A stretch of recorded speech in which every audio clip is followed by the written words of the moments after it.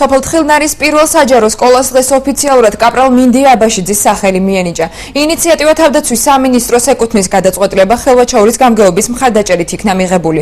სკოლისათვის კაპრალის სახელის მინიჭების ღონისძიება ჯარისკაცის დაბადების დღეს დაამთხვეს.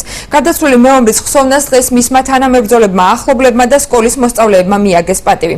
მესამე ბრიგადის 33 ბატალიონის საცეცხლე მხარდამჭერი ათეულის მეთაური ავღანეთში სამშვიდობო მისიის შესრულებისას 2012 წლის 11 ოქტომბერს ნაღმა იმსხვერპლა. 22 წლის ჯარისკაცმა თავგანწირვით 3 თანამებრძოლის სიცოცხლე იხსნა.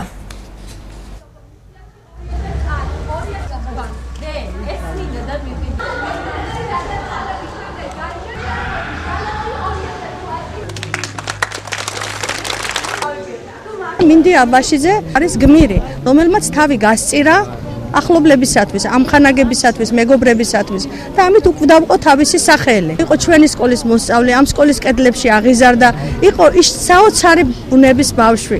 იმ თავიდან ეტყობოდა ამ ბავშვს, რომ შეეძლო მართლა თანადგომა და თანაგრძნობა და ალბათ ეს იყო ის თვისებები, რამაც ასეთი საქმე გააკეთებინა. მინდია იყო ერთ-ერთ ჩვეულებრივ რეგულარულ პატრულში, რომლის დროსაც თალიბანებმა შეეცადნენ ამ მოტორიზებულ მანქანის აღება, მაგრამ